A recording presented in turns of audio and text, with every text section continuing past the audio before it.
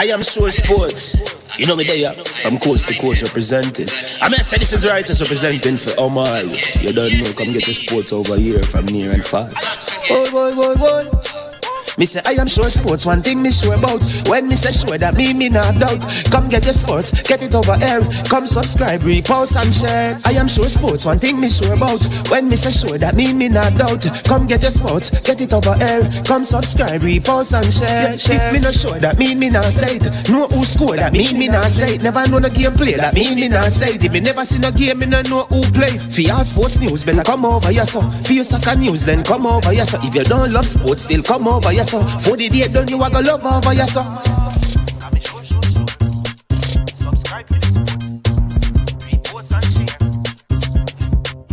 So when it comes on to behavior concerning football, Jamaica is decent. I am sure that if we can get all of these things done, set in place by the end of April, it gives us enough time before the World Cup campaign. Not afraid of no Brazil, no Argentina with these crap of players. We are good enough. Remember to like, subscribe, share. Listen, comment, let me know what your thoughts are. Trick Jerk Marinade gives your meats and vegetables authentic Jamaican jerk flavor. The spices are directly from Jamaica. Spices like jerk seasoning, allspice, Scotch bonnet pepper, fresh scallions, thyme, ginger, and garlic. The key ingredients to a great jerk marinade. 0% sugar and low in sodium. You want to try it? Made up of 18 Jamaican herbs and spices. Add delicious, bold flavor to your next grilling experience. Flavoring sauce, a marinade, basting, condiment, or topping. Trick Nick Jerk Barbecue Sauce.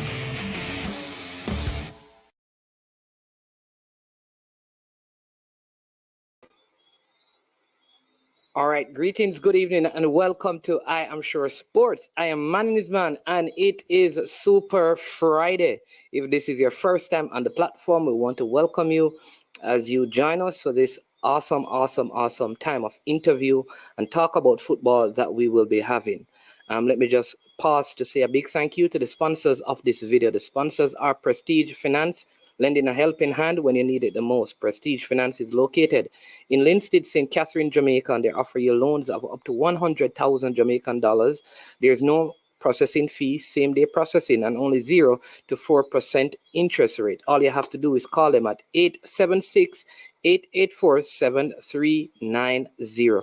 Also, a big thank you to Launch Legacy, where they handle risk and they seek legacy for all your personal insurance needs in Canada and the USA. Visit them at launchlegacy.com or call or text them at 647-989-0782. Launch Legacy is that place that when you stop working for money, they will get your money to start working for you.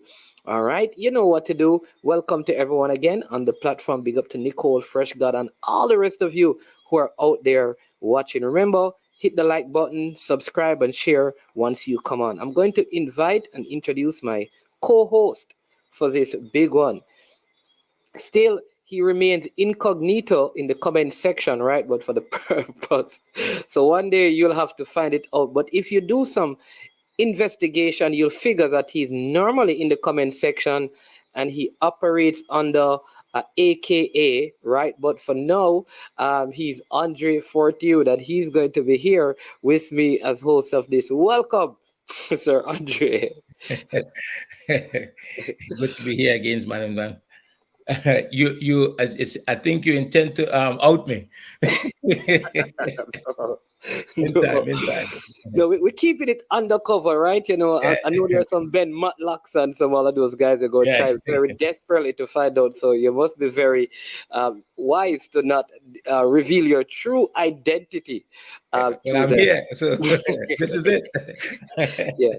Well, we also have joining us today is Mr. Shaka Hislop, former Trinidad and Tobago. Now, I must apologize to all the people in Trinidad and Tobago. When we did our last show, some weren't happy that we kept on saying Trinidad, all right, because it is Trinidad and Tobago. So for the purpose of this, just to ensure that we don't do the thing again, we're going to say T and T, all right, TNT. So former TNT goalkeeper who was born in England.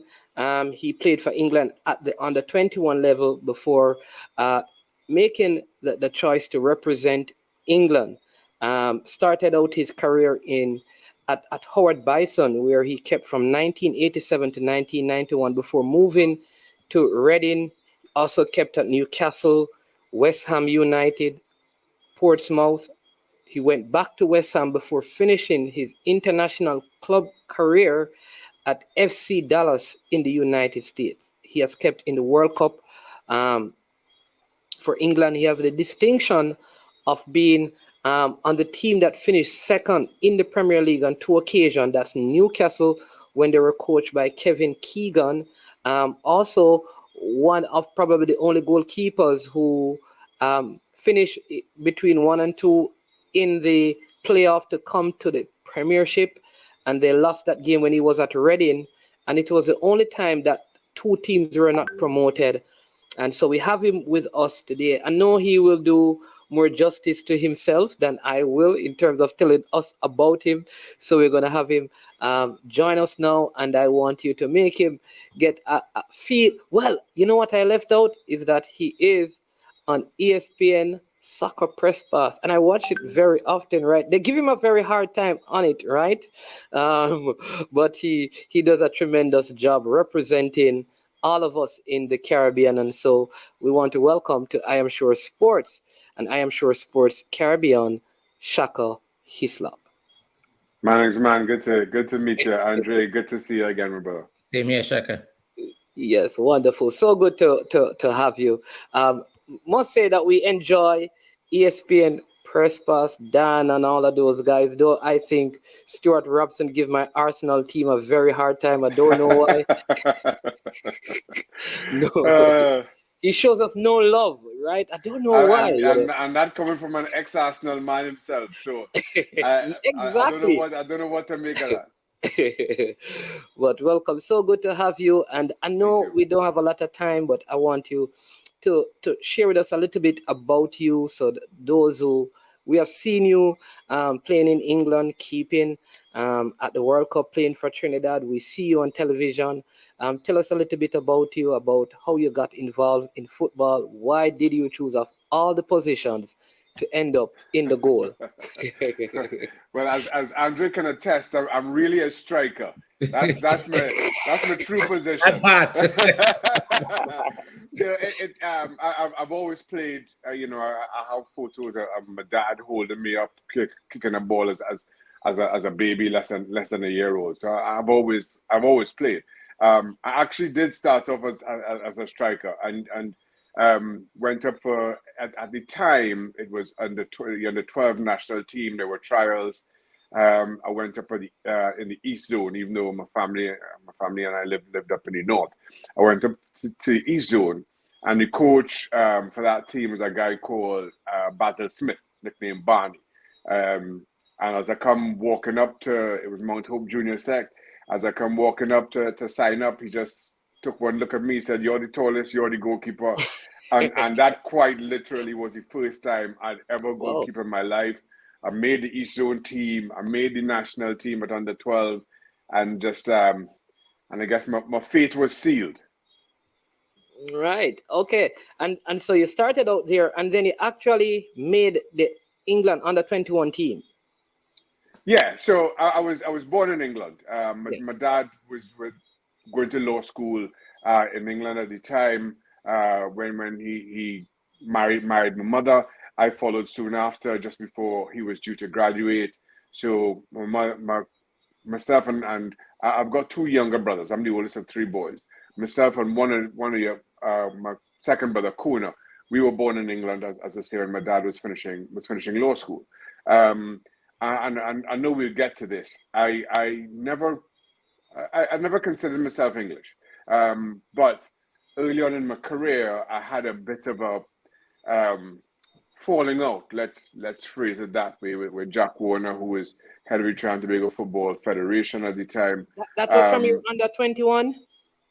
That was when I was still at Reading. So I went to England I went to England to play professional football at 23. So I graduated university, and then went to England at 23. So I was never actually represented England officially at under 21 level. Okay. I as I say, had this falling off with Jack Warner during my Reading days, and refused to come back to Trinidad while he was still involved. I know we'll get into more details around that. And then Glenn Hoddle, when I was moved from Reading to Newcastle. Glenn Hoddle became the England manager, and he named me as an overage player in an England under 21 team. So I was, I mean, at this point, I'm already 27 or 28, something. So yeah, somewhere around 20. I moved to Newcastle at age 26. So yeah, so I guess I'm around 27 or 28, because I was at the time, the three goalkeepers for England were David Seaman, Tim Flowers, Nigel Martin, and I was doing pretty well at Newcastle. So he wanted to have a closer look at me at international level. Named me in this under 21 side to play as an overage player and a friendly. So that was the cap. So it wasn't official. Okay. It was just kind of yeah. So as I say, more for Hoddle to have a look at me in that regard. Well, how difficult was it for you?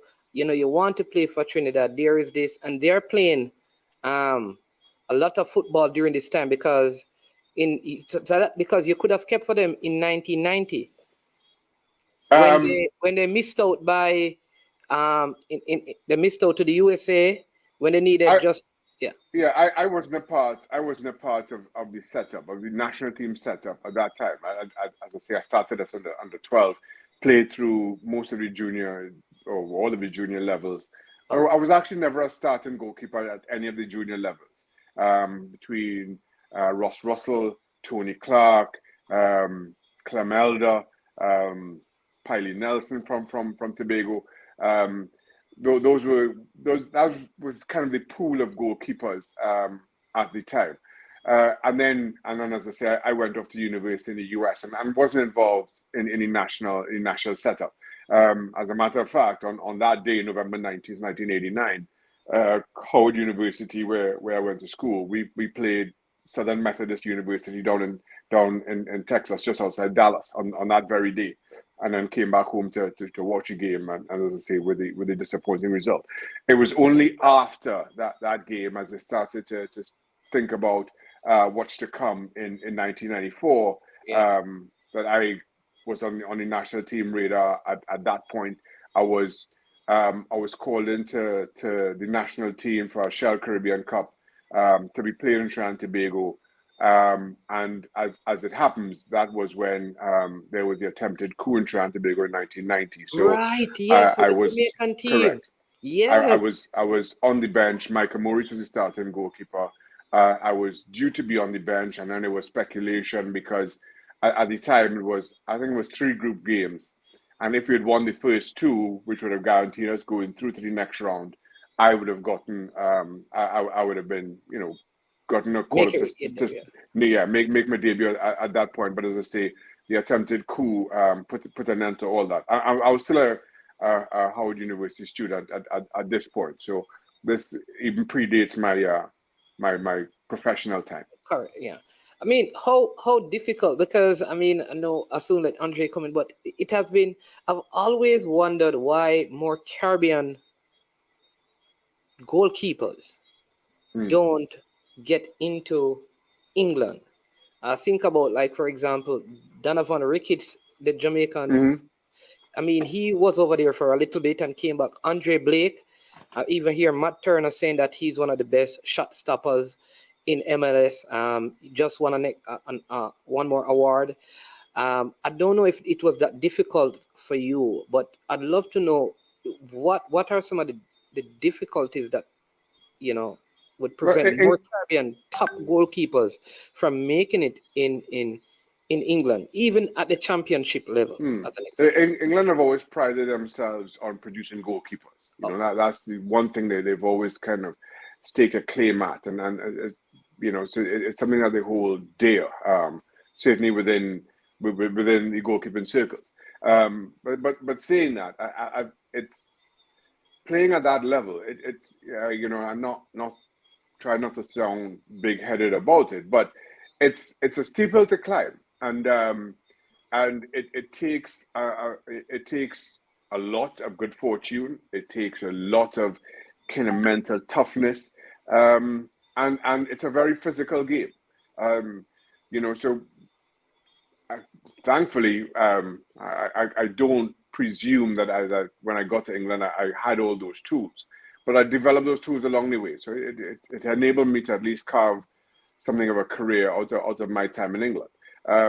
But again, you know, we are talking best players, best goalkeepers in world football, all vying for limited spots. So it's not just a case of, well, you know, we have a good goalkeeper in the Caribbean, we have a good goalkeeper in MLS, so therefore, you know, it translates. You know, Matt Turner, who you just mentioned, he's at Arsenal and can't. You know, I have my doubts as to whether he'll get in ahead of Ramsdale, and he, along with Andrew Blake, one of the best goalkeepers in Major League Soccer without question. Yeah. How difficult it is to stay at such a high level. I mean, like the one person who is not allowed to fall off form is probably a goalkeeper, because you saw that at Chelsea with Mendy. I mean, Kepa came in and he was doing well, found some form, and then Mendy couldn't get back in. Ramsdale came to Arsenal. Bern Leno was on poor form. Ramsdale get in. Bern Leno has. How difficult was it for you to kind of stay sharp and stay at such an elite level for so long, knowing that the moment I fall off form, I sit on the bench, and if that keeper performs, I may have to find a next club. How? Yeah, well, I was not immune to that. I mean, there were times where I found myself having to find a new club at Newcastle. Shea Given came in, and I moved to West Ham. David James came in. I moved to Portsmouth, and then at this point, I'm you know, later on in my career, and went back to West Ham for one final season. Well, one final season in England before going to the US. So it happens to the best of us. I think it does take a real sense of mental toughness about it, and I'm often asked about exactly that, and I say I can pinpoint almost to the day where my whole mentality shifted towards the game. It's about what's important. I became a father, and in 1996, my wife and I, our eldest daughter was born in August of 1996 while at Reading. That in itself wasn't the turning point for me. A little bit late, just before her first birthday, she fell ill. She had to be hospitalized. Nothing serious, I say thankfully. It was a simple case of gastroenteritis. The doctors were saying, listen, she will be fine. It looks worse than it actually is. So it was never anything that serious. But just as a father, and seeing my daughter in hospital, having to go from training straight to hospital, spend the evening there, go home for a shower or swap places with my wife while she could have while she has a shower, and then leaving the hospital to go back to training, it put a different perspective on a lot of things for me. And all of a sudden, if I made a mistake, it didn't matter. You know, it mattered professionally and it mattered in the game, yes, but it didn't matter in the bigger picture of things for me. And I was able to put a lot more into focus and always take success and failure, good performances and bad performances with an even keel, you know. And as I say, I'm kind of speaking about being a parent. You know, my wife and I, we have five kids. Our eldest four are girls. I would often point out that I could come home, my kids would say, Daddy, how did the game go today? And I say, well, we won 5-0. Your dad played really well. Oh, that's good, Dad. Come, let's have a little tea party. Or I could come home and say, we lost 5-0 and all 5 kind of rolled through my legs. Oh, never mind, Dad. Come, let's have a tea party. Kids see things in that sense of equality, in that sense of evenness. And that just shifted everything about how I kind of internalized my performances, both good and bad. Yeah. Also, that's a good way to look at it. Whatever happens, Andre, we go have a tea party. Yeah, we got a tea party. You can't worry about it. We're gonna have a tea party. But I mean, what would you say are some of you in terms of the game itself, your biggest accomplishments? And have you ever looked back and said, I would have loved to have done this in my career? Listen, there's a lot of things I wish I could have done, a lot of titles I wish I could have won. But as I look back on my career, 15-year career, I have to remind myself that I'm just a young black kid from a small corner in a small country somewhere in the world. And so to go on and be able to talk about a 15-year professional career, I'm very proud of. I'm very proud of the things that I've been able to do, the things that I've been a part of. So while yes, there are things there's a whole lot more I wish I could have done. I'm quietly satisfied with the story that I was able to write for myself. Yeah. I mean, what were your emotions like, representing Trinidad and Tobago, qualifying for the World Cup, and like what was that like for you, for your family? This is not like I made England team to the World Cup. I'm actually playing for Trinidad and Tobago in the World Cup. What was that like? It's a ton of emotions involved. As always, I was a Trinidad and Tobago football fan long before I put on the national team shirt. I remain a Trinidad and Tobago football fan to this very day. I mentioned playing at SMU on November 19th, 1989. Came back home to watch that game and shed tears. I say unashamedly when we failed to qualify. I didn't think I'd see Trinidad and Tobago qualify for a World Cup in my lifetime as a fan, purely speaking as a fan. And then, as I say, my career progressed as it did. I actually thought the team in 2002 was better. It was pretty much the same team in 2006, but the likes of Dwight York, Russell Latapy, all 4 years younger. But again, we failed to qualify for a number of reasons. And again, I thought for me, professionally, that the opportunity had gone. And then 2006 happened, and we had the playoffs against Bahrain. I was on the bench for Kelvin Jack.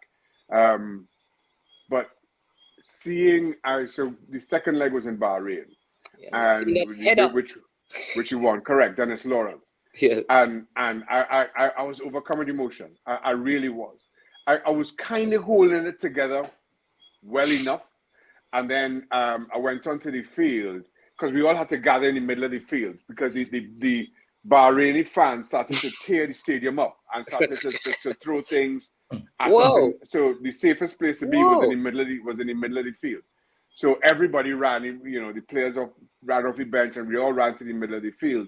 And now, kind of going back to that national under-12 team that I spoke about, that first time I goalkeeped. Russell Latapy was a part of that team. Dwight York was a part of that team. And then I run on the field and Dwight and Russell were hugging each other, both of them in tears. And I just broke down. I've known these guys my entire life. I have known these my entire life. And I just totally broke down. So there was that set of emotions then. And then we go to Germany, and we have to play in this World Cup. And again, Kelvin Jack was Leo Benaka's preferred number one. And I think rightly so. Rightly so. Kelvin was absolutely outstanding for Leo Benaka. Sorry, somebody's here saying that Brian Lara was part of that under 12 team too. Brian Lara was also a part of that under 12 team. Yes, but of course, he went on. Really? Ah. Yeah. What So position I played. what position did he play? Left back in the changing room? No. Brian played left wing. Brian played not just under 12, but up to, I think Brian played with us up to about under 14, and then obviously he started focusing on. Yeah, so I mean he always played cricket. So I actually knew Brian even before I knew Dwight and Russell. My dad and us were members of Harvard Cricket Club in Trinidad and Tobago. That's where Brian started. Brian started at Harvard Cricket Club. So I knew Brian as even before 10 years old, just growing up in Harvard and playing cricket.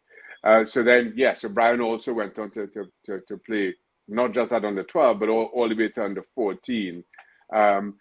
I'm not sure if he continued to under 16, but I'm fairly certain, 99% certain, he was in the team for the under 14s. But as I say, he went on to other things. So it's some story. Andre, you want to? I mean, this is a fascinating story because I haven't even asked about like Sweden, the national anthem, first game 0-0. Everybody thinks like you're going to go through what. Andre, you take over. You go ahead.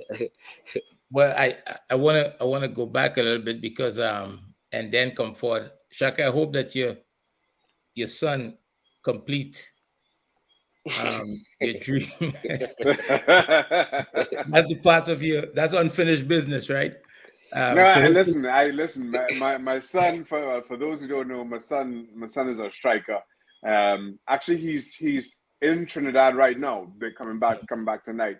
He's been training with the national under 17s down there. But I put no pressure. So as I mentioned, we have my wife and I. We have 4 girls, and then our youngest is a boy. My youngest 2 daughters also played football. My eldest danced. My second did gymnastics. My 3rd and 4th daughter both played football. My 3rd daughter suffered some pretty bad injuries, so she stopped playing. Our youngest daughter is a freshman at University of Massachusetts Amherst, so she's still playing. Did she play in the under 20 or under 17 for Trinidad? That recently she got called up for the under 17s in 2020, but then the pandemic put an end to that. Put an end to all football, and then. As I say, so she continued playing with her club team. She just finished her first season at the University of Massachusetts Amherst. I probably say she was named in the all conference freshman team. So and my youngest is our son is really under 17s. But I put no pressure on them around what they want to do or don't want to do, as the case may be. If they want to come to talk to me about the game, they come to talk to me. But I generally don't initiate those conversations because I don't want them to feel that kind of pressure. I want them to. My only ask is that they enjoy whatever their pursuits may be, and thankfully, my daughters, my son, all enjoyed what they were doing, and that's all I ever asked. I've seen that sentiment expressed by a lot of ex-professionals in the game that played in Europe that you speak to at times, and they don't really care whether the kids get involved in the sport or not. But let's go back to Germany. I've had my experiences as a fan in Germany. The Sweden game, the England game, the Sweden game, the travel to the game. We spoke about that recently, man is man, and it was just such a great feeling. The pride that you feel at the time. We were the smallest country in the world to participate, and people recognized that, and there was a lot of respect, a lot of adulation people show. I shared recently, people would be wearing a Trinidad shirt under the Sweden shirt, and they would show that on the journey.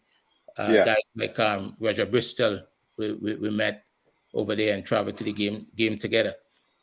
As a player, and you seem to have a you had some luck in that game before kickoff. But that luck, it didn't just start, right? You experienced it prior to that at West Ham, and where you find yourself in games that on that particular day, different goalkeeper that was supposed to start. What was it like as a player? If you But can. the game is what it is, and you, as I say, you take so much about the game on a very even keel, So while I fully understand the experience from a fan's perspective, my wife, our kids, we had, at the time we had 4. Our youngest, our son, was born in 2007, so after the World Cup. My 2 brothers, my mother were all in Germany, so I understand the experience as a fan. From a player, it's another game. A hotel room is a hotel room, wherever that hotel is. A stadium, a football field is a football field. A stadium is a stadium, wherever you go. And generally, as players, you go from hotel room to stadium, back to hotel room. And you try not to let the gravity of the game kind of affect you. You go about, you do the same warm up, you have the same pre-match meal, you have the same routines. For me, it was even easier because as Manning's man just mentioned, I wasn't even supposed to start. Calvin Jack was supposed to start, so I had a really good night's sleep. I do get nervous before games, which doesn't bother me at all. I'm happy to kind of harness that nervous energy. But I had a good night's sleep. I woke up, I ate far too many pancakes, had a whole heap of bacon, went onto the field in Dortmund. I was kicking shots at Clayton's. I was totally relaxed. And then, sorry, let me just interject. You know that Clayton is I'm a Jamaican, but he's my favorite Caribbean goalkeeper, right? Because whenever Jamaica plays against Trinidad and he's in the goal, we are losing. So I was glad when he retired. Clayton is an incredible talent. Clayton is an incredible talent. Let me just say that. We've produced some really good goalkeepers, but I guess that's going a little bit off topic now. But my point being, I think that served me well, because I was just totally relaxed. And then 10 or 15 minutes before kickoff, I knew Kelvin was carrying an injury, but I didn't think I thought he'd play, So I was totally relaxed, as I say, and just kind of going about business. And as far as I was concerned, I am here as a fan to see Trinidad and Tobago play, and I'm just going to have a really good seat.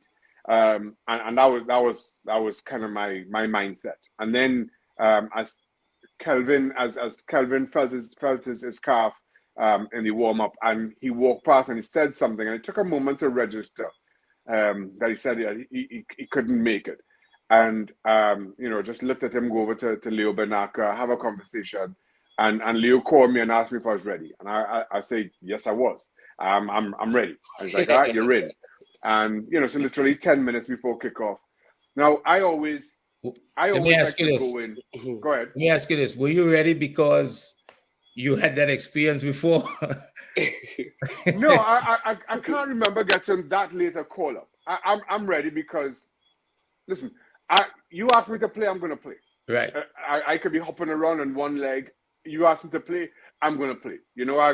I'm not afraid of making mistakes. I'm not afraid of having a bad game. You asked me to play, I'm going to play. And that's what he did. He asked if I'm ready, and I was like, yeah. Now, I always, and I tell this story for a reason, I always like to go in 5 minutes before everybody else. So I normally come out onto the field to warm up before everybody else. But I like to go in before everybody else because I just like that moment of quiet. Because once everybody comes back into the dressing room, it goes crazy. It's a lot of noise, a lot of shouting, a lot of people talking. But I want to go and sit, and generally just you and maybe the kick man in there, and I could just sit quietly and just be alone with my thoughts. So even though I didn't get to go through my full warm-up routine, I still wanted to go back in. I wasn't able to do crosses, which is why I tell you story. And I made my mind up that the first cross that came over in the game, no matter where that cross was coming, I was going for it. And I'd use that to figure out how the ball is flying. So they got Sweden got a corner, maybe 5 minutes in or something of the sort. And the ball comes in, and I made my mind up. As I said, I wasn't able to do crosses, and I am going for the first cross in this game. And I went, and it sailed a little bit higher than I thought, and I was just able to get a fingertip and tip it away. So now I know, okay, the ball's going a little bit further than I think, than I would normally read it. And I'll tell that story because afterwards, a number of journalists were like, "Man, you were nervous to start." And I'm like, "No, I wasn't." Yeah. I'm like, "Yeah, but that cross." I'm like, "Yeah, I know." That I knew that was going. I knew. I was just hoping. I knew I was going wherever that cross went. I was going for it, and I was just hoping that it don't end up in the back of the net somehow. But it didn't. As I say, it didn't. I was able to get a fingertip on it, and I think it fell to Sid Gray, and he cleared it. And now I knew. Now I knew exactly how the ball was flying. So sometimes you have to make these little adjustments in a game, and you roll with it, So that I always kind of tell that story, primarily because after that I don't remember much about the game, and right. Well, it ended 0-0. It ended 0-0. There's a local comedian, Paul Keynes Douglas, who said Trinidad won 0-0. Yeah, yes. Trinidad beat Sweden. He said Trinidad beat Sweden 0-0, which I thought absolutely summed the entire day up. It really summed it up. Because there were major celebrations, though it was right. Absolutely. I think like even that 0-0 draw with Sweden, the first game, like the celebrations were, I think, like almost bigger than when Jamaica defeated Japan in their last game, because it's almost like you timed that first game, gave the belief that there is a chance for Trinidad to go through. And I think even the England game when at halftime, like hopes across the Caribbean were up like 0-0 at halftime. It wasn't. It was 0-0 later than that. Yeah, right. So it was less a case. I was sitting in the Sweden game. It was less a case of us thinking that, well, this gives us a foundation to go through. We just wanted to represent. We wanted to represent Trinidad and Tobago, as best as we could. And I feel it was a story that a lot of people kind of acclimatized to, to the point where probably about 75% of the stadium were wearing yellow shirts, right, for Sweden.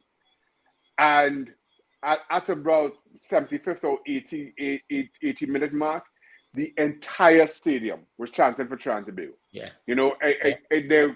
So even though we were vastly outnumbered, or so it seemed anyway, in terms of fans in the stadium, everybody was supporting Trinidad and Tobago. And I felt that was such a feel-good story. As Andre mentioned, at the time, we were the smallest country to have ever qualified for a World Cup. All the talk coming into the tournament was, well, between Sweden, England, and Paraguay, it's who scores most against Trinidad and Tobago will go through. And then, we did as we did. We had a man sent off in the 46th or 47th minute, and still we were able to hold on to that 0-0. I think in so many ways, it summed up what the World Cup is about. And the World Cup kind of as a competition changes at the group stage. In the early part of the tournament, it's a celebration of football. It's a celebration of the small countries. It's a celebration of those places that are often unrecognized or overlooked, and just having an opportunity to play the game at the highest stage. When you get to the knockout stage, now all of a sudden you're talking about going deep in the competition and who can get to the semifinals, who will eventually win it. But the group stage is just about a celebration of the game, and I think that Sweden game in particular kind of summed that up. So before we move, and we can talk a little bit about the English game, but you just mentioned, and it's something that I was gonna to get to. Sorry, in that go game, ahead. My iPad about to die, so let me just plug it in. Okay, but carry on. We got a red card in that game, So Yeah. we played very early on. We played with 10 men. Yeah. And from the stands, Leo Ben Hacker made a change, which I think over the years, people evaluating it suggested that it was actually brilliant for how it affected the game. Brought on Conor Glenn. Yeah, it brought Brought on on a Conor striker. Glenn, which created some concern for the defense, the Swedish defense. So they wouldn't get that extra man going forward. What did he bring to the table? How was it different? You've played for other coaches for Trinidad, some local coaches. You played for Leo Ben Hacker. What did he bring to the table that was different? Leo Ben Hacker, for me, was the best communicator I've played with, regardless of whether we're talking national team or club football. He could express his ideas, tell players what he wanted out of them, tell them when they weren't doing what he wanted. He was an incredible communicator of the game, and I think we really responded to that.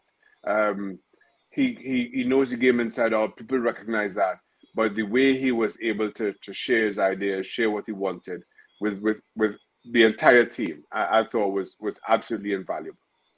I'm of the opinion that a national team coach, and that's me, should be a good leader, should be able to inspire, not just lead the team, but lead the people around him, the federation, the community, the stakeholders.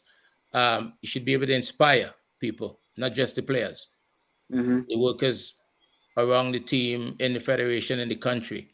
It's a massive job because the pride of the country really hinges on that. Do you feel that he represented all of those things? Yes, I no question at all. I feel Leo Ben Hacker understood what was needed out of us at the time. He understood the gravity of what we had hoped to achieve and the expectation, and never felt it. He never seemed to ever doubt that we would qualify and we would perform as we did at the World Cup. He always had a plan. We always knew how he felt about the team, and I thought, I'm a huge Leo Ben Hacker fan. I really am. I thought he was brilliant. Having done so well, qualified. You said that in 2002 the players were younger and thought that was an ideal opportunity. You come to 2006, you qualify, commendable in terms of the performance in the World Cup itself, which is kind of the same thought. I know that Croatia, I think, finished third when Jamaica went. Since that time, Croatia has even gone to a World Cup final. All right. Since that time, Japan has not failed to qualify for a World Cup, and they were in Jamaica's group, right? It almost as if these two Caribbean nations, Jamaica and Trinidad, who I would say are powerhouses in Caribbean football, qualified for the World Cup, and it would appear that just at the national level, their football, having had such success, both has gone through a period of rapid decline, when you would think like qualifying for the World Cup, like Japan did, would elevate Jamaica, like Iceland did, where they continued that with their Euro performance. What is it that you believe are some of the factors that has contributed to this? Is it a Caribbean thing, or maybe it's happening globally and we just seen it because we are in the Caribbean? Well, I think there are a number of factors that all kind of boils down to one thing. We have to be prepared for success. I always say, listen, success is something we talk about, we dream about, we plan about. We can imagine what it would look like, what it would feel like, how it would taste. And then when we do get success, we don't know what to do with it. You have to be prepared for success. And quite clearly, both Jamaica and post 1998 and trying to be post 2006, we were not prepared for success. We'd spoken about qualifying for World Cups and what it would mean for our football, and then we did it, and we didn't know what came next. We had no plan about what came next. In particular, in the case of Trinidad and Tobago, we had an absolute void of leadership. The amount of money that came into our game, and a lot of it is still unaccounted for. Everybody started to. There was a real kind of wrestling match around who would then lead our football. In effect, who would benefit. I don't think any of that tussling was well intentioned. So as I say, we had no idea what we were going to do next, and then quickly following, we played in the World Cup in 2006, and then by 2010, Jack Warner was out of FIFA football.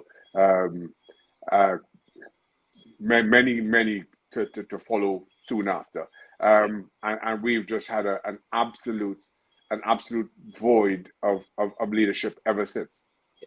Yeah, because they were just in even because I can tell you this. So in Jamaica since 1998, from all the investment from the World Cup qualifying, there has been no stadium were built, no stadiums were upgraded because of qualifying for the World Cup.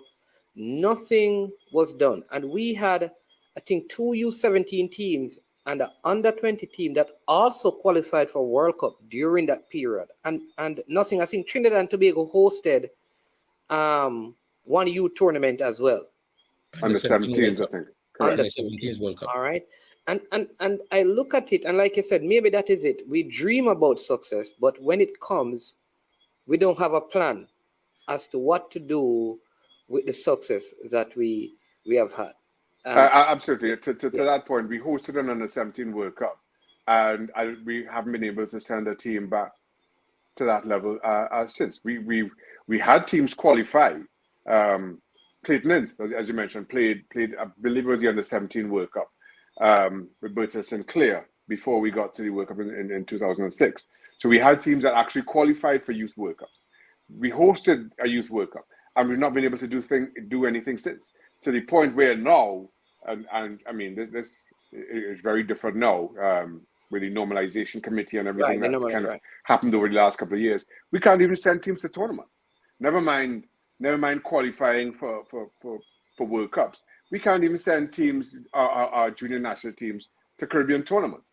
So again, we could point the finger every which way and be absolutely right in all those feelings. We have failed in ways that I didn't think it was possible for us to fail. Yeah.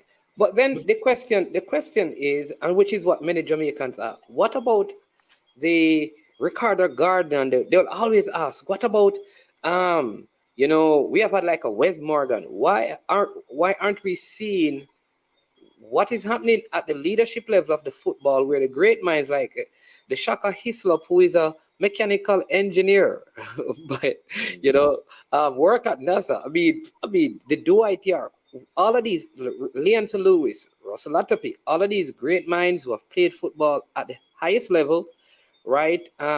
Where are they to come back and try to structure the football administratively?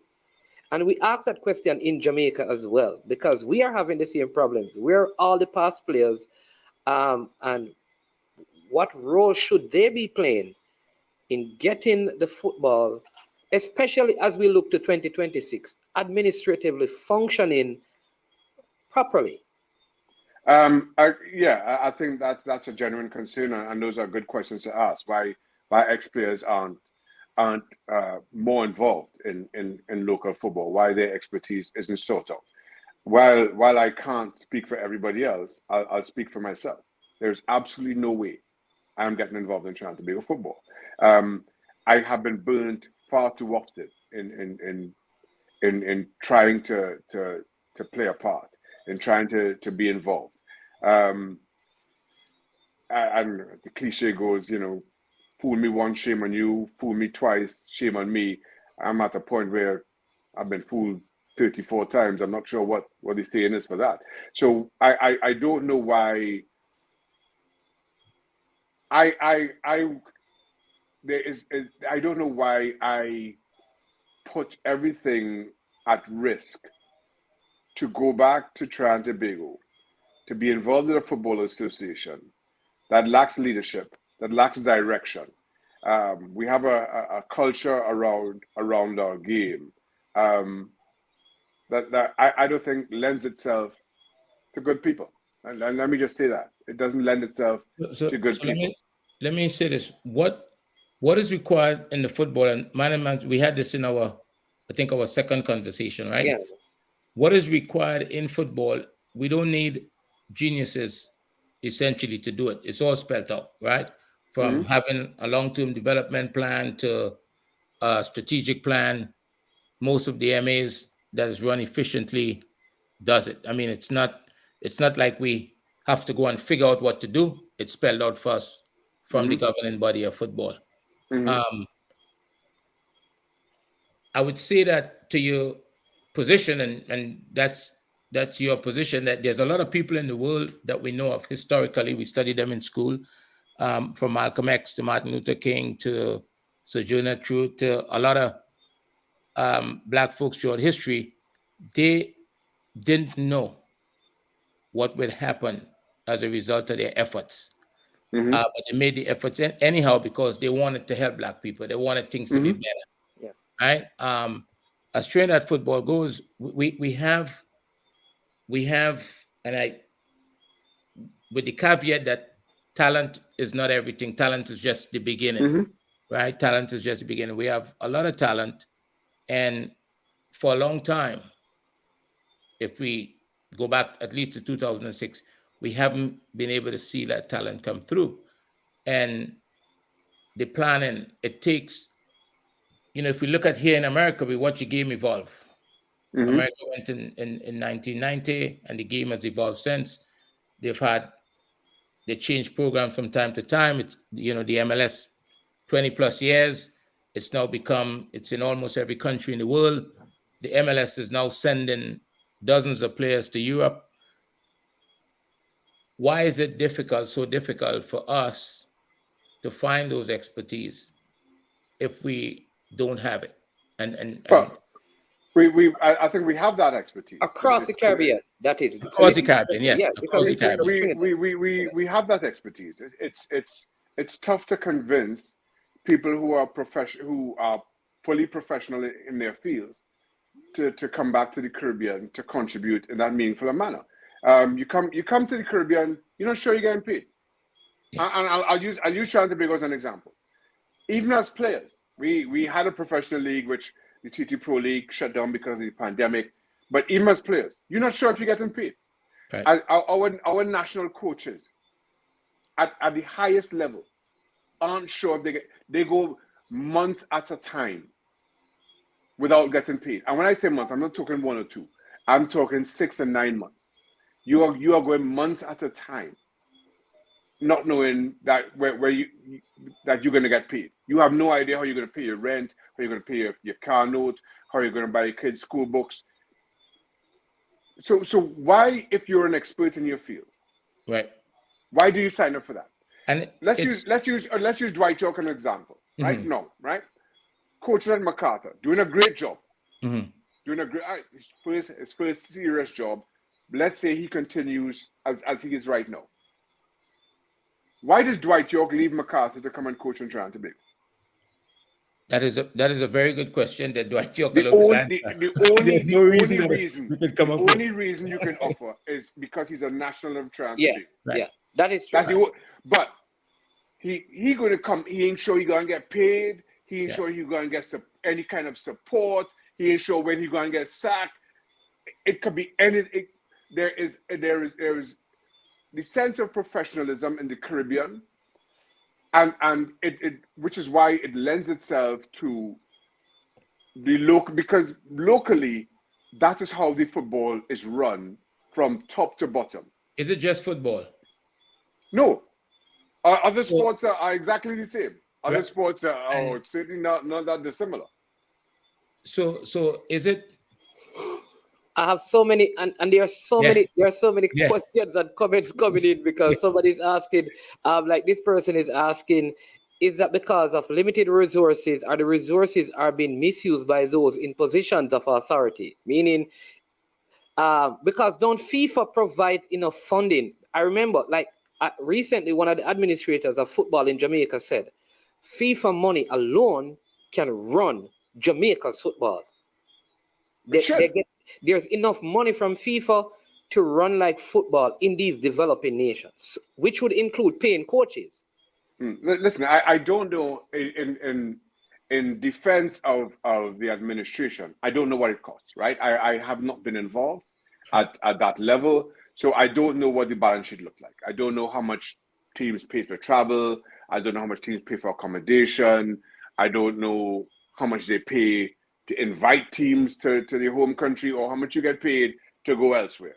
But you would hope that if you have $2.5 million US, and in all fairness, to run all football, I'm not sure how far that gets here, but and be able to balance your books, or if you cannot attract corporate support, then you have to ask what you're doing. And we had this thing about and again, I don't want to cast any dispersions on Jamaica or anywhere else. Right. I know my experience in Trinidad, and I can only assume that it's very similar throughout the Caribbean, because we so similar as people, right? Yeah. So we have this thing. We have you're this not thing just saying it sounds very like you're talking about Jamaica. So you're right. So we have this thing. We have this thing in Trinidad. Corporate Trinidad and Tobago should support our football. It's supposed to put our money. If I am running a company, I'm doing well, I want to support our football, and I've had these conversations, you have to give me something to invest in. Right. You have to align your product with what I believe in. Right. I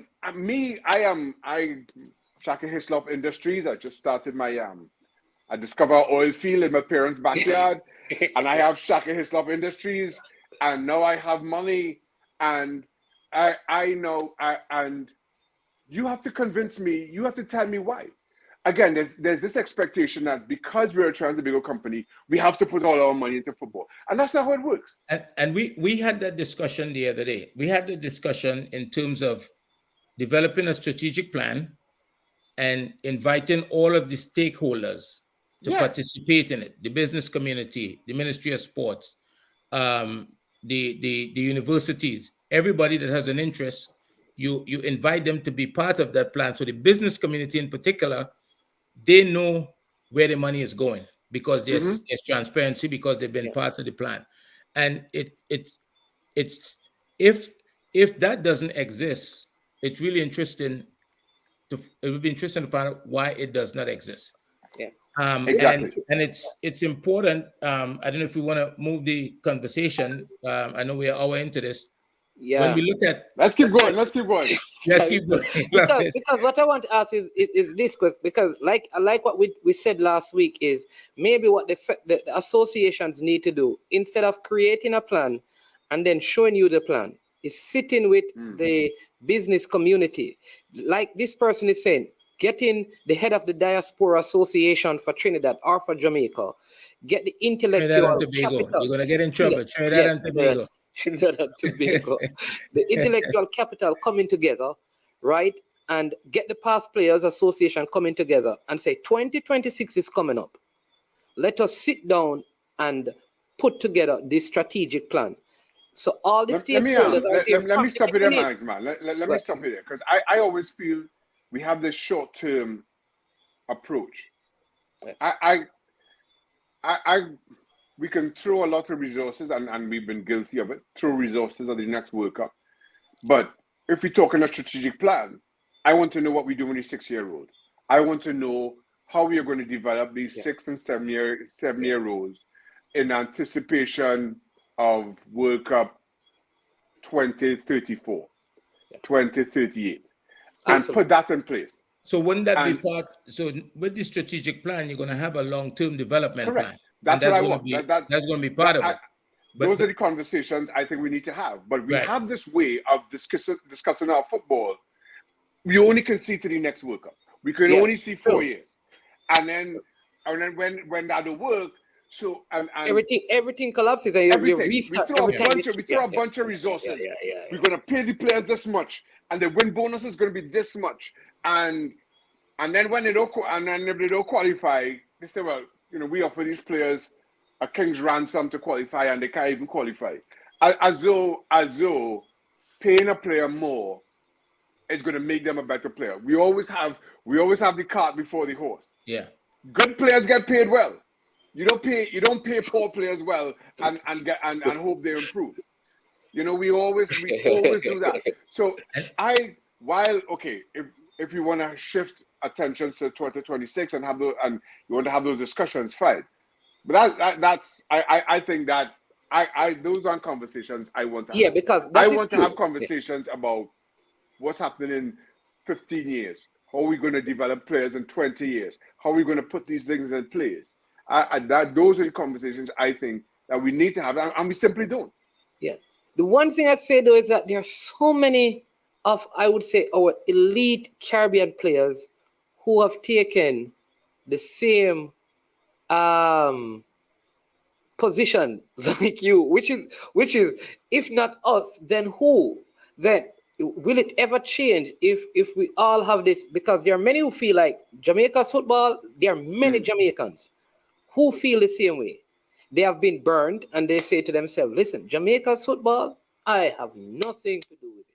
So my question is, if the elite players are persons who have this heart, this passion, who has the expertise, share that opinion, where will the change actually come from? Where will this long-term developmental plan? Because I'm trying to figure out, is there a way that in spite of the failures of the administrations, a lot of these things can be done because we must be better than what the Caribbean.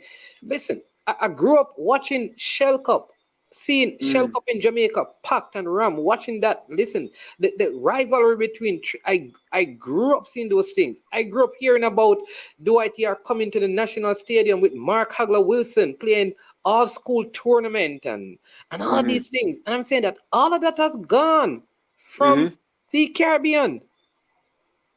And then the players who have been burnt by the system more than one occasion, even our players who went to the same thing, all of them, well, most say the same thing. Listen, I don't want to be a part of this.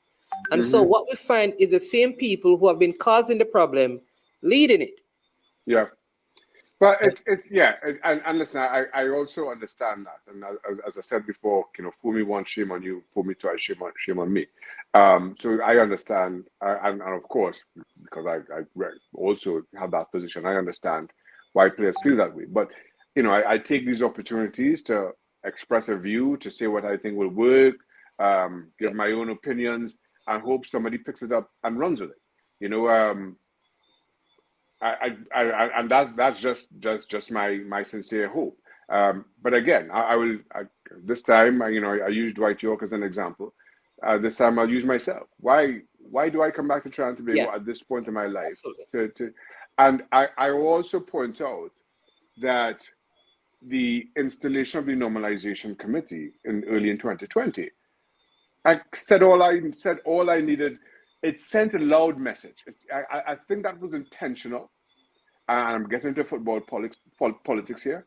I think that was intentional, and it sent a very loud message to all of Caribbean football. This wasn't just about Trinidad and Tobago, but also, but it then carries over to people who may be thinking about getting involved. Now, my question to you is this, right? Why do I mean, alongside everything else that I kind of ask, why do I kind of drop everything and come back to Trinidad and Tobago football? Why do I come back to Trinidad and Tobago football, put myself up for election, TTFA elections, go through all of that, knowing full well that if FIFA doesn't like me, or if I say something to upset them, they could just move in and in one fell swoop install a normalization committee and totally ruin my reputation, totally ruin all my efforts. Why? Yeah. And It is you two know, sides to it. You're absolutely right. You're absolutely right. what's interesting about the football in the region is every time I hear it, it kind of conjures up a feeling when people talk about FIFA's money. FIFA, you're not going to give that up. That's Right. I'm not suggesting that you're going to give that up. That's money that comes in that goes to all the members association. You're going to take that, but I hardly hear about the effort to try to become self-sufficient, Correct. right? To generate your own revenue. So maybe you're not that dependent, because once you're dependent, as if that's your only source of income, then these things are going to happen to you. I would argue that I don't think I've been in the game in different at different, as an agent, as in different areas of the game, and I don't think the U.S. Federation care two hoots about what FIFA thinks about the decisions that they're going to make. They Right? don't. Well, the US is self-sufficient in that their economy is of a certain scale, and they can do things a certain way. But you're absolutely right. We don't make any efforts to have a viable product, or one that could stand on its own 2 feet. The TT Pro League was running for how many years? 16 years. I mean, Yeah. and relied heavily. I would go so far as to say solely, just a little bit less than 100% on government subvention. And even then, players weren't getting paid. Even though the government is putting millions of dollars every single year into the league, players still not getting paid. And there was absolutely no effort. At no point did anybody stop and think, this is not working. We need to try something else. It's amazing because we in Jamaica always felt like the money from the World Cup did more, because we heard about from the under-17 that many stadiums were built across Trinidad and stuff, and maybe the issue is with the maintenance of them. But it is right, because I mean, at least with the under-17 World Cup, you're afforded the opportunity to upgrade and build out proper infrastructure. What is happening with them now? Because we watch the league, the high school league, I think it is, and some of the fields, I don't know if they don't, it's that don't use some of those fields, but some of the fields are. It's high school. It's high school fields. Okay. It's high school in the Caribbean. But I understand. I understand your point around. We have these 5 national stadiums, and in all honesty, I don't think we need them. I don't think we need at least 3 of those. We have the National Stadium in Port of Spain. We have the Manny Ramjohn down south. The Dwight York Stadium in Tobago. I don't think we need the others. We have Atto Bolden in Central. I don't think we need that. I'm trying to remember who's the other one. I'm sure there's another one. We simply don't have enough football for it. We shouldn't have enough football for it. I say that because they started playing in an effort to utilize the stadiums. The TT Pro League were playing games in national stadiums, in those 5 national stadiums. And the clubs came away from their communities. So you have no community support for our TT Pro League. And as a result, you go to a game, 10 people in the stands. So we had no. So as I say, one up in the north, one down in south. Tobago has their own. I really don't see a need for any more. And then we go and build a home of football, brand new home of football, in Central, a stone throw from the Atto Bolden Stadium. We just have facilities and absolutely no need for the facilities. Our home of football was a COVID hospital.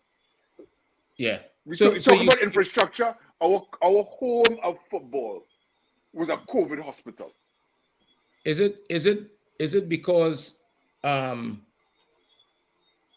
there's no collaboration as you know, FIFA, because everybody wants to build legacy stadiums. Yeah. Everybody wants to say, I built this. So those are individual decisions then? Yes, absolutely. Yeah. Absolutely. Yeah. Those are individual decisions. You as you know, FIFA Uncovered just came out, and you did some I narration in haven't seen that. it. I haven't seen it yet. Yeah.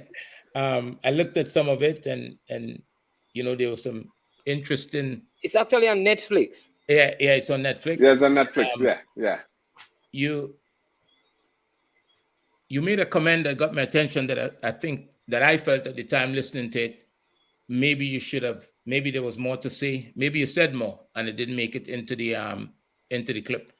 But you said that that Mr. Warner wanted to influence players' career. What do you mean by that?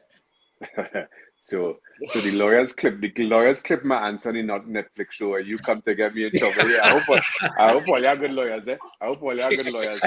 Right. Well, your dad went to law school, right? So. Yeah. So I say that because, and I alluded to this when I was talking about my time at Reading, and I saw Jack Warner do this to other players. I'm not at liberty to speak about that or their experiences, but as far as my own career went, so I how far back do I go? And I'll just talk about this. The kind of breaking point with Jack Warner. I was at Reading at the time. I signed for Reading in 1992. Left there in 1995. So for November 19th, 1994, Trinidad and Tobago wanted to play a game against the US to commemorate November 19th, 1989, the fifth five-year anniversary. Yeah. Now, first of all, that is the most stupid thing to play a game to commemorate. A game where we lose and didn't qualify. Who plays a game to commemorate? Who celebrates that, right? Exactly. Yeah. It was outside of the international window, so leagues were going on. I was the only senior goalkeeper on Reading's books, and here I am. So it was 94. I'm 2 years into my professional career. I didn't want to go. I'm like, I'm not going to leave my club here. And at the time, so as I say, this is November 1994. Remember, I moved to Newcastle in 1995, August of 95. I'm getting a lot of attention, scouts coming out. And I'm like, I don't want to go. I don't want to go and play this game. This game don't make any sense. It's outside of the FIFA window. Scouts coming to see me play every single week. I don't want to go.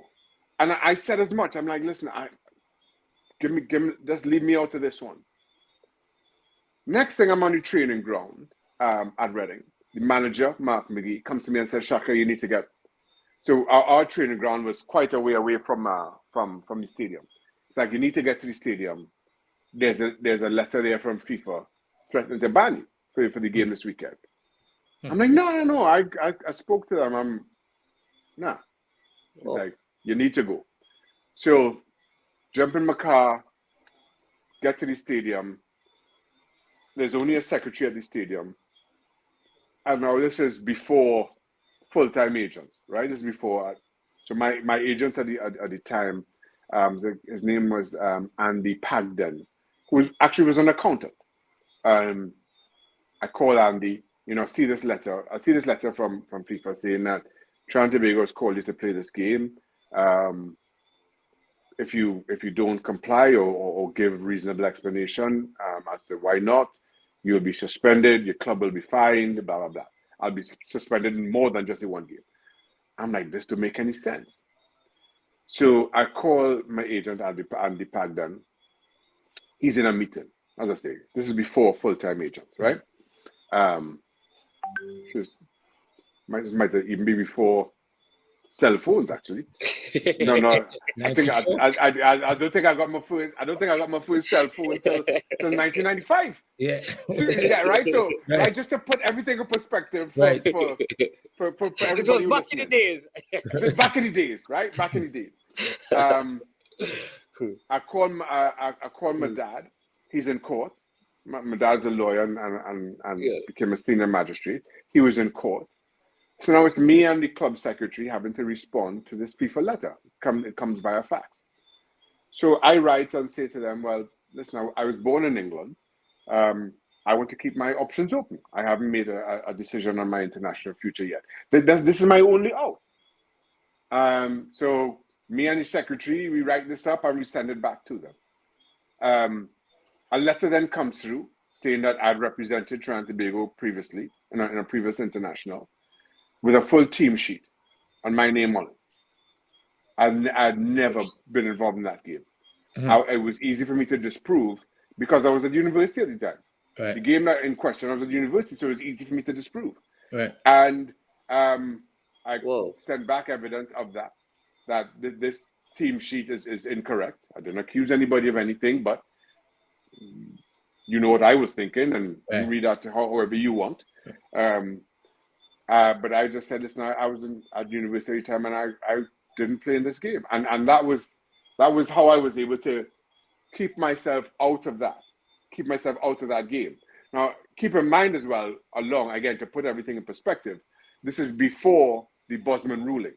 This is before it was, you could have a number of international or at the very least European players on your books. At the time, every club were allowed 3 non-English players. So I have all these clubs scouting me and looking at me, and for all intents and purposes, I still qualify as English. So all these conversations I had with the TTFF administration was at the time, including Ollie Camps, who's now deceased, may he rest in peace, who was the president at the time. And I said, I really can't, I will come and play for Trinidad and Tobago down in the future, but I really need to see this part through. I just can't. And he seemed to totally understand. And then all of a sudden, this letter from FIFA, which is why I say I truly believe that was an effort to control my career, because I had gotten from Trinidad and Tobago to the United States to England on my own accord. I didn't ask anybody for help. I was scouted. I was offered trials. I was scouted to go to Howard, offered a scholarship. I was scouted and offered a trial to come to Reading. They liked what they saw while I was on trial and offered me my first professional contract for the princely sum. And again, this will put things in perspective, £20,000 a year. I was playing for Reading. So here I am, this young kid making £20,000 a year, being scouted by any number of Premier League clubs, and they want me to come and play this game to commemorate us not qualifying for a World Cup. I mean, honestly, it couldn't be any more ridiculous if you tried. So I'm not. But to answer your question, Andre, that is why I said what I did. Because that's how in the documentary, because that is how I felt. That's how I truly believe that. I just knew there was a backstory. There always is. It just seemed a little bit. The other one that I want to ask you about, both you and Brent shared the negotiation process, where you all negotiation process. So there's more than one negotiation. Well, the lawsuit, concerning the lawsuit, and you all concerning the World Cup, the 2006 World Cup, and you all said you wanted 30% of the revenue from. There was 2 sets of revenues. There's revenues from sponsors, I guess, and advertisers. Commercial revenues and revenues from FIFA. Right, there's 2 sets of revenues. So you all asked for 30% from one, and you all were pleasantly surprised that the answer was yes. And I heard that, and I was like, what do they want? 30% of what? And then you all asked for 50%, and the answer was yes, and you all were surprised. You all were shocked. No, we didn't ask for 50%. 50% was offered. So the full backstory to that is we're going into the Bahrain games, and Dwight says we need to negotiate for a percentage of those revenues. Of the revenues that the country will get, both commercially and from FIFA for qualifying, because of course everybody gets money from FIFA, and then once you qualify, now all of a sudden all these commercial entities want to jump on board, right? Right. So Dwight was having conversations with his agent about that, who advised him to that we need to go in and ask for this, and of course, were image rights protected as well? no, image rights is not something that was really on our radar. Okay. And if I was to be honest, man, I still don't really understand image Yeah, rights. So I really can't speak. Okay. I even though as much as I hear people talk, I don't really understand it. So, but we just like, listen, if we qualify, if we beat Bahrain over these 2 legs, we're going to get this. I think at the time it was about 7 million Swiss francs, and we also everybody and everybody who has a company is going to want a piece of us, right? Right. And we feel we should get a percentage of that. You know, his agent advised him as much. And so it was Dwight who came there, and as was the case at the time and still is in the absence of players associations, a group of senior players are the ones who do all the negotiating. So it was Dwight, Brent, Russell Latipi, Marvin Andrews, myself. It was Dennis Lawrence might have been, I can't remember exactly who. And Dwight says, we need to go and ask for 30%. And Russell and I were like, you crazy? You can't ask for 30%. You can't. No, they're going to laugh us out of the room. We can't go that high. And they were like, well, listen, if we ask for 30% and we get 10, we really want to get around 10. I'm like, yeah, but if you want to get for 10, you start at 15 or at the absolute most 20. If you go to 30, they're just going to kick us out of the room. But everybody else was like, no, we had to go for 30. So I'm like, so Russell and I were just like, oh God, here we go. And then we got to the meeting. Dwight did all the proposing, and surprised I was more shocked than anybody else. And Jack Warner said yes. Yeah, we give it 30% of everything we get together. So I am like, this is no problem. Crazy. No problem.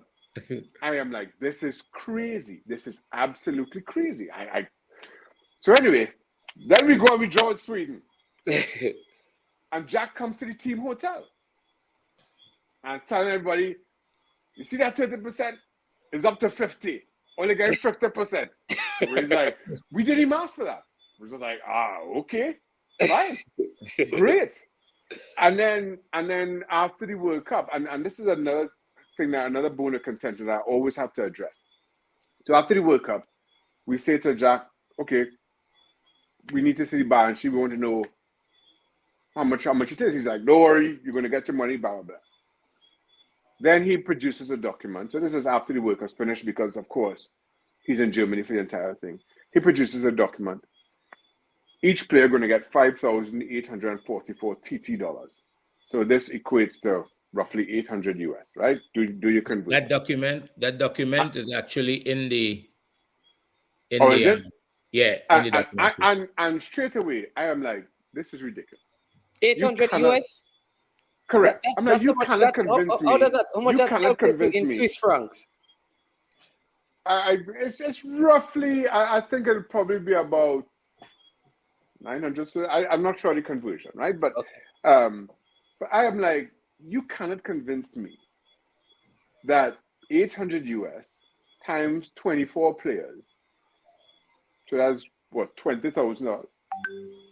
That's 50%. Even if you talk, you cannot convince me that if that's the case, this is the worst marketing job in terms of bringing commercial support on board that I have ever seen. It's absolutely ridiculous. And that was our contention. And we said to him, nah, we're not accepting this. And he was like, well, call our bluff, that's what it is. So we're like, all right, we'll sue. And which is what we did. But then when we sued, so no, I'll be honest, and I've said this before. I think we would have settled for, at that time, if they had told us they'd pay us 250,000 TT a man, we'd have said, we know you're squeezing us here, but we'll take it. But to come with $6,000, 6,000 TT was absolutely ridiculous. Yeah. And then call our bluff. So we're like, we're going to sue. Like, all right, well, sue me. Like, all right, we'll sue. And which is exactly what we did.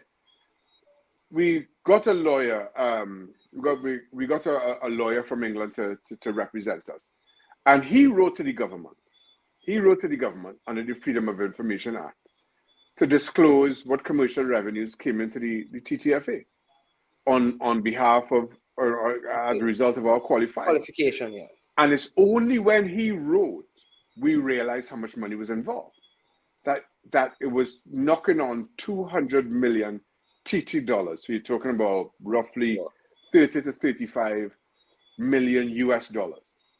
And so then we start to say, well, if that's the case, we're entitled to half. That's what you said.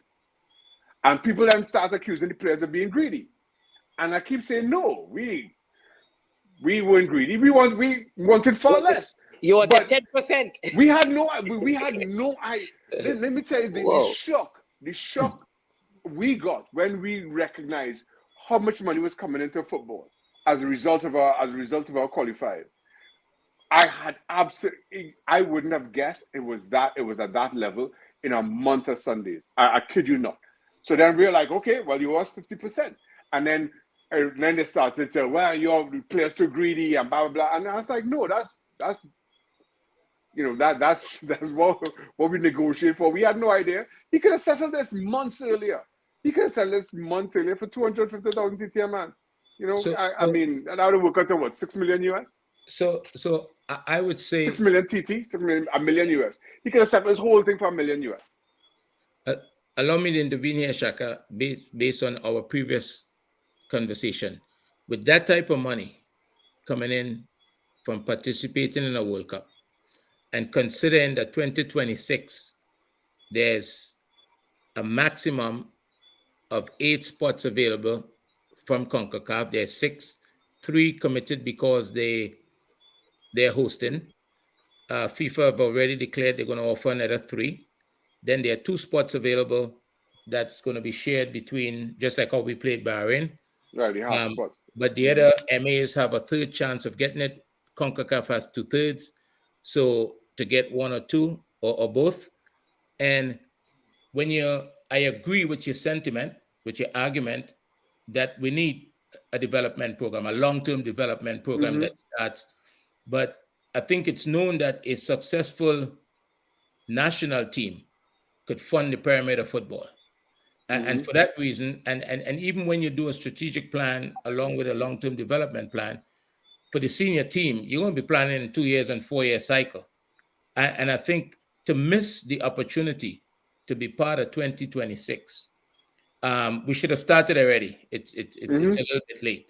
And when you look around the corner and you see Honduras and Panama and Suriname, Curacao, there's a lot of CONCACAF countries that is preparing. They played this month.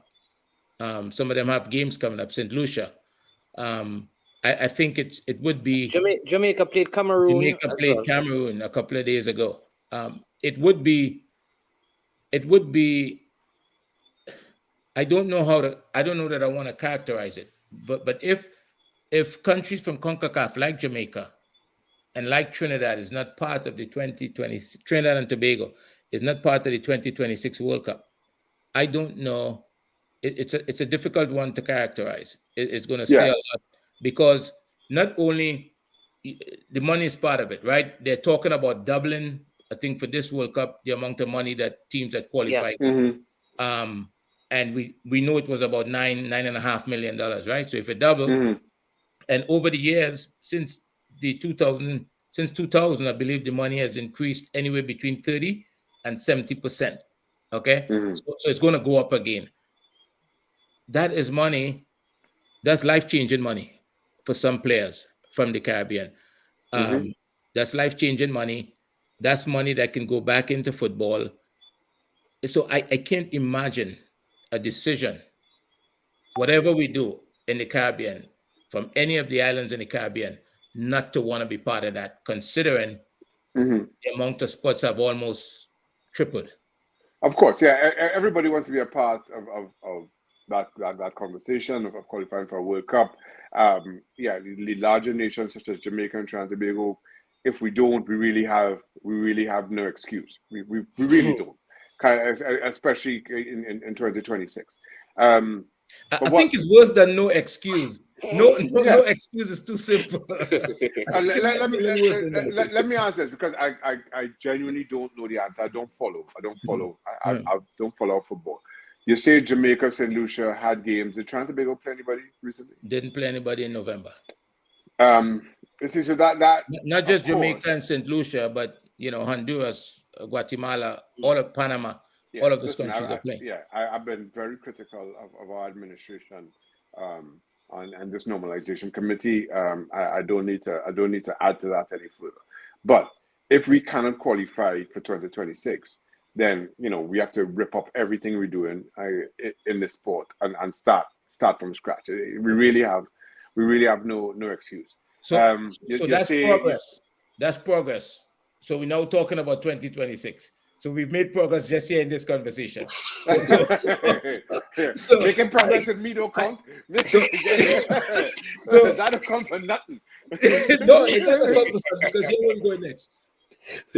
Listen, if Trinidad and Tobago qualifies, I am going to buy my red jersey. I am going to show up at every stadium. I am going to be a fan.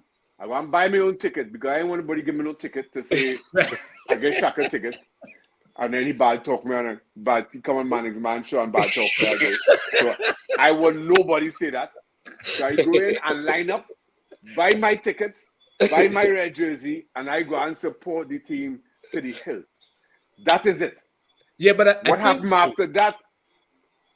Nothing with me. You don't have to return home, but you could be part of the conversation. I probably wouldn't be afforded that opportunity, but you could be part of the conversation. I will.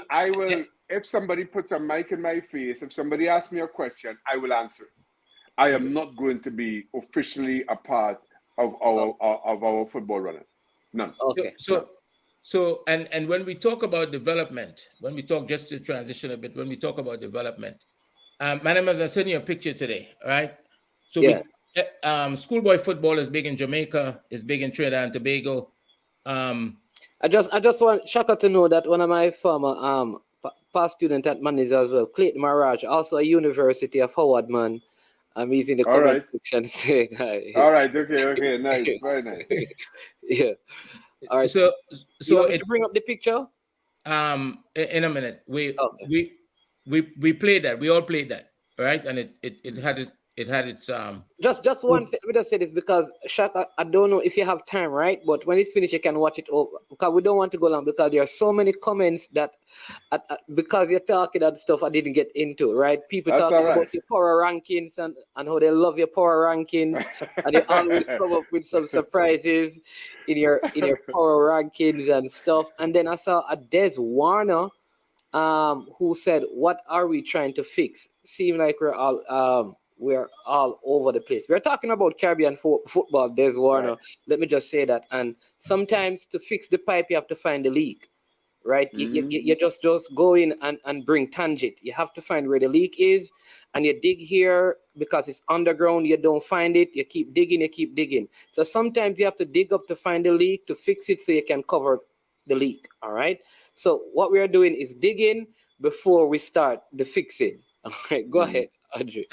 Just really quick, there's a question in here. Was some of those stadiums built to host the U17 World Cup?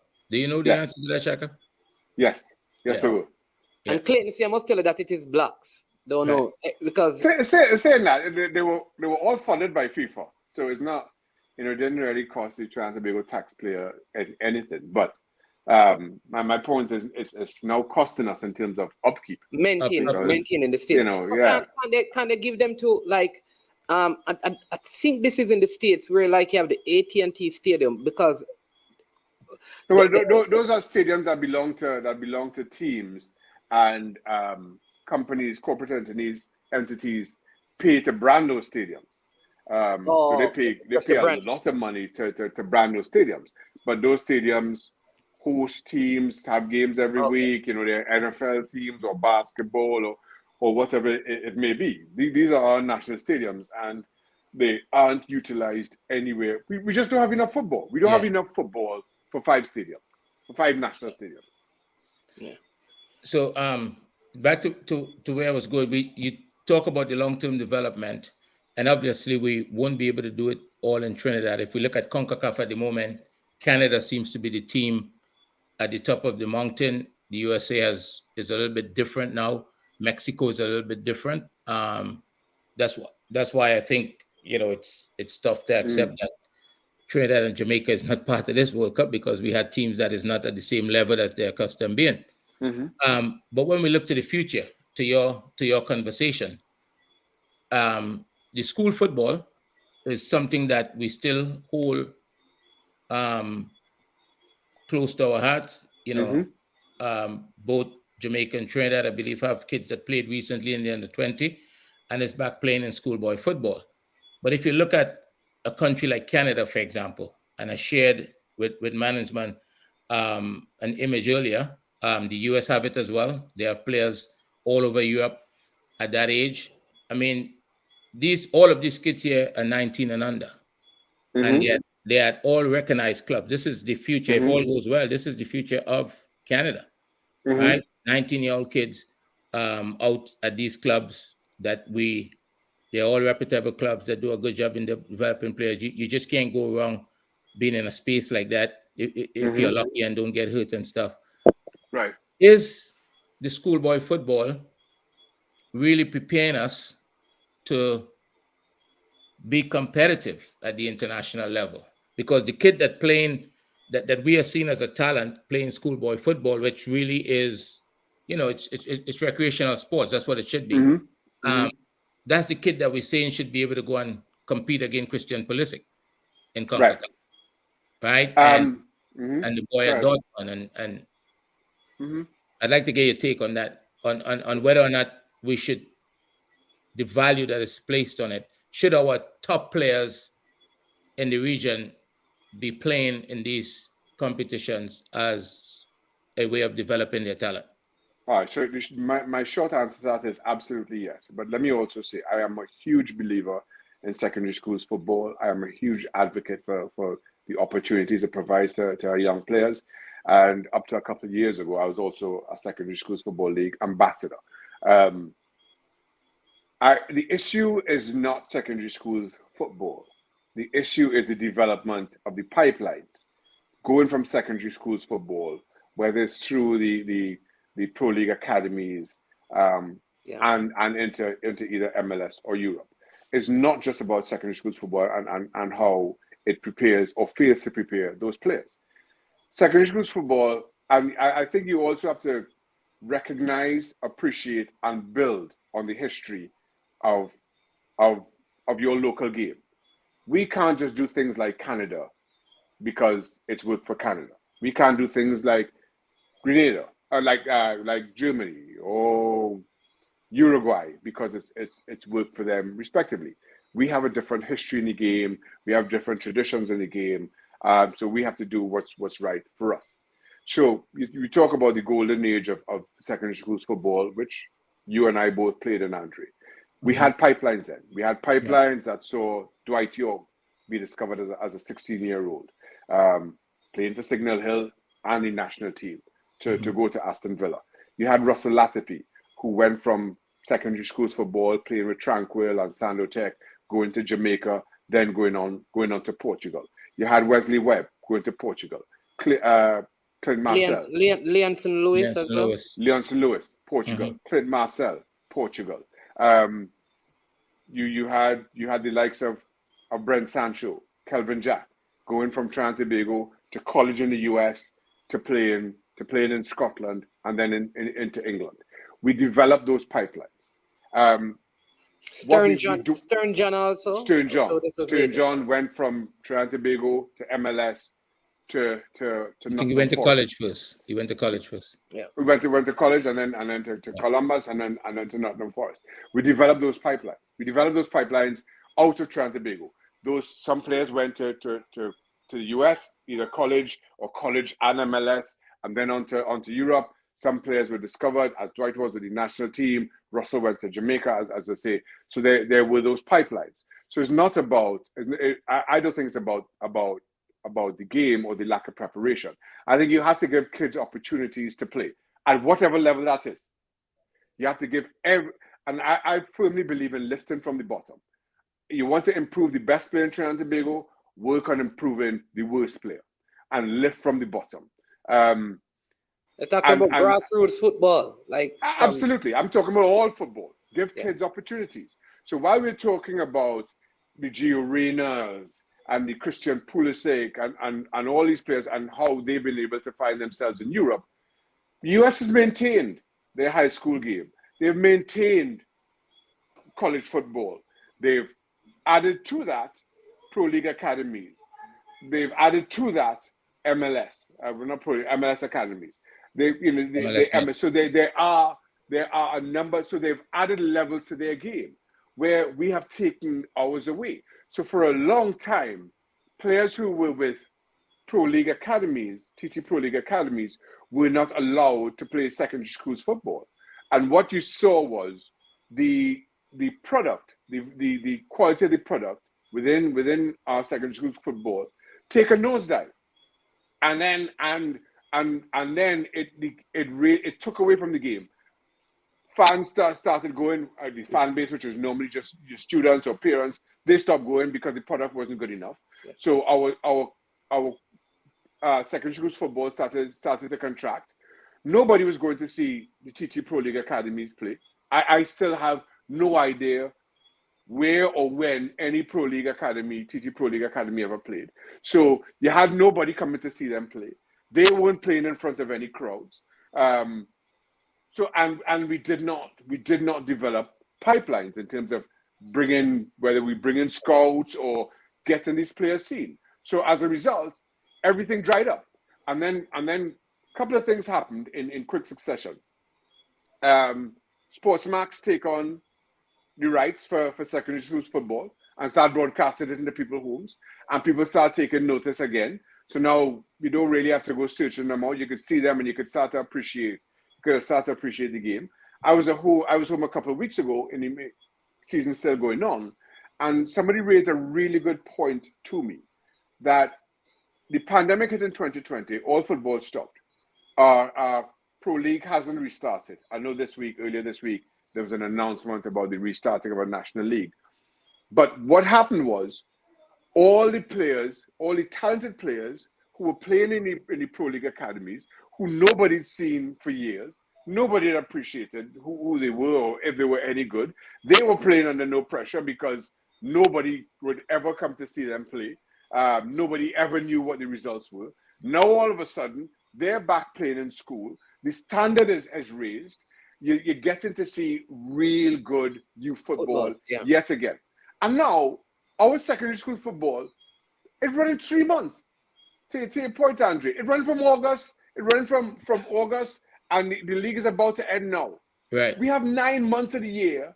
So if you want to let these players play, and we remember what it was like for us, how exciting that was, playing with our schoolmates, playing with our friends, people coming out to see you. If you do that for 3 months, and then the next 9 months you play with your Pro League Academy, then so be it. But you have these young kids, as we mentioned, playing with Pro League Academies, nobody coming to see them play. They get into the junior national teams. They ain't getting no games for the junior national teams because the TTFA had no money to send them anywhere. So, and we have, and I keep going back to, we have not developed the pipelines. So what is it that's keeping these young men in the game? And we as far too quickly turn and say, well, look what Canada are doing, look what Germany are doing. France bring Bill Clairefontaine, and they win the 98 World Cup, and they win the 2018 World Cup. So we have to build a home of football. That's not our tradition. No, that's not what kept our football up. We've got to do something right in our backyard. Dominican Republic, they just qualified for the Under-20 World Cup. Mm-hmm. The expectation is that they probably will qualify for Under-17 as well. And if those two things happen, you would expect that they would make But serious case for themselves at the senior but Andre, World let Cup. me. So Oh. what are they doing?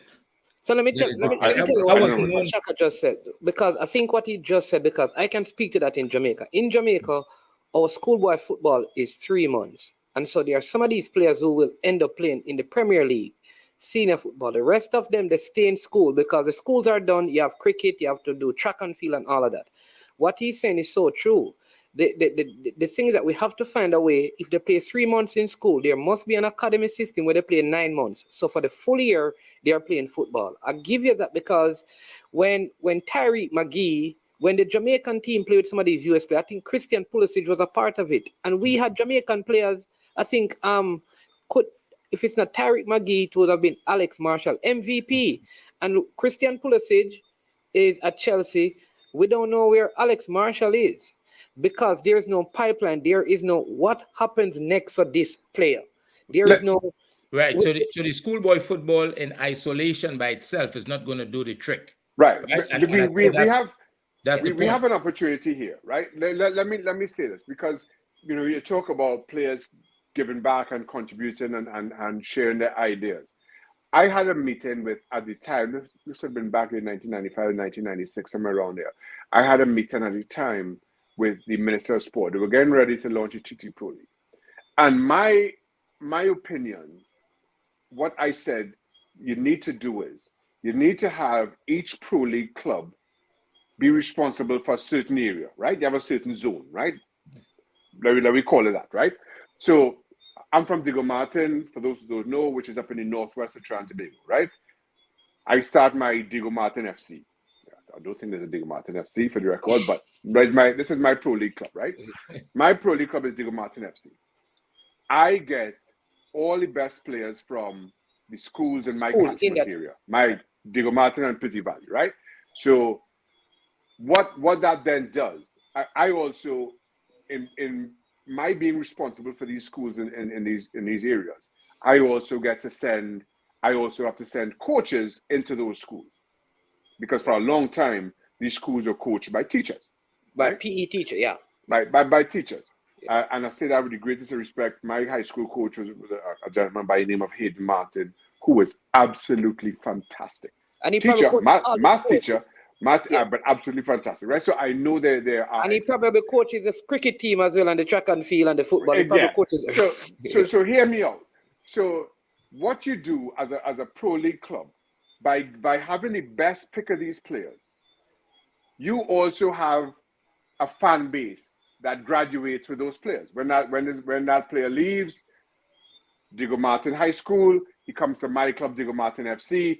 All those players who supported him as far, all his school friends, all his schoolmates, they become my fans. They graduate to become my fans in my club. Me at my club, I get to send my coaches, my youth coaches, to all these different clubs in my catchment area. So you have coach development.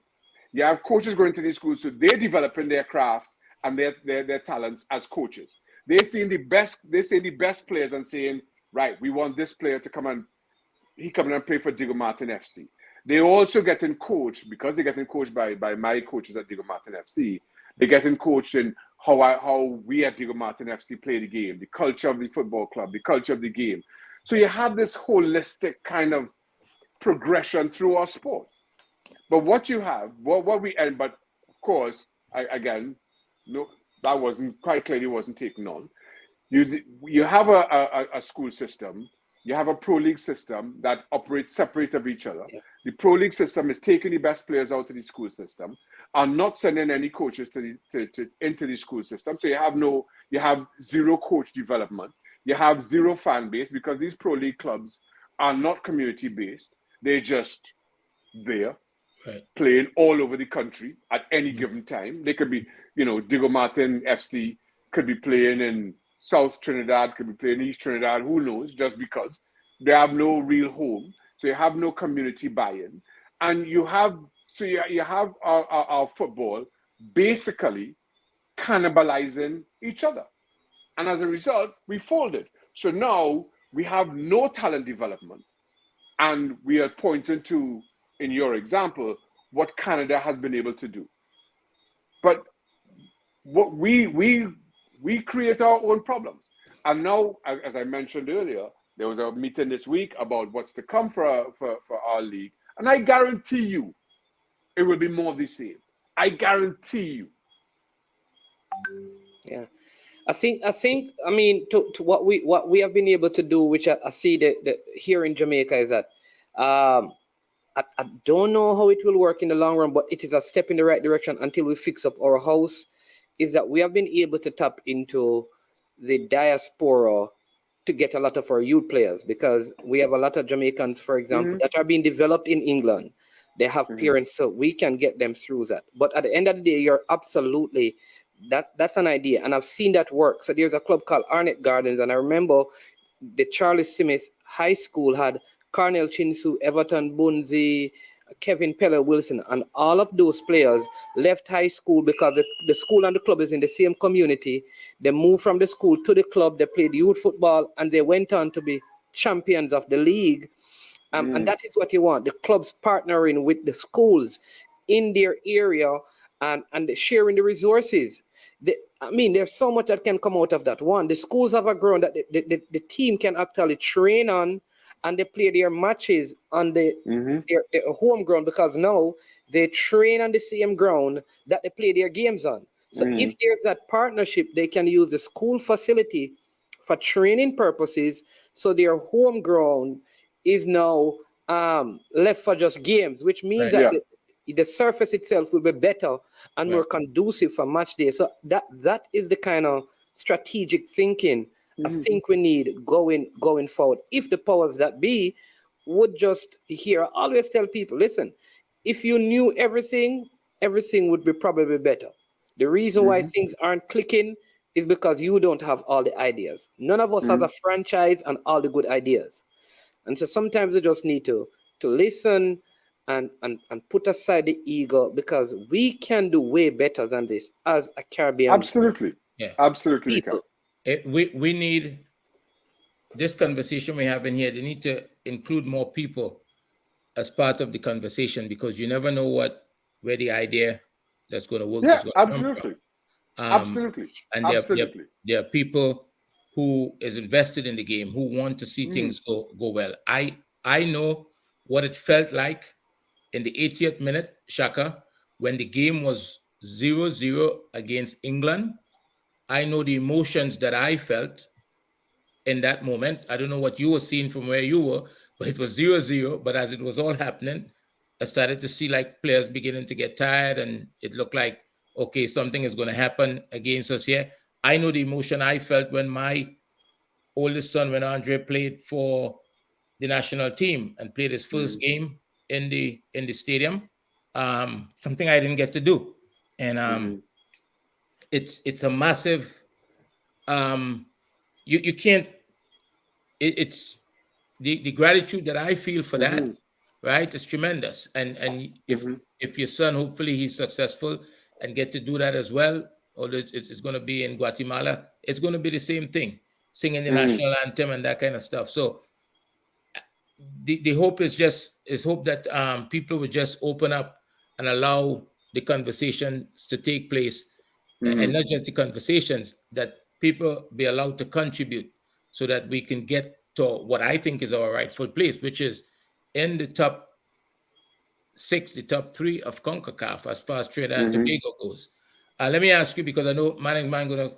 We almost 2 hours in. Listen, I always hear this when you invite someone, don't assume they want to stay too long, right? Right. Release them so you can get them back, right? But you did say go on, but we have gone close to, and I really want to open the door for Shaka to come back, right? So I'm leaving you, right? I'm done. So right. Let me just get something from him before we go. Yes. I'm thinking about the young people here. You've had a number of experiences in your career.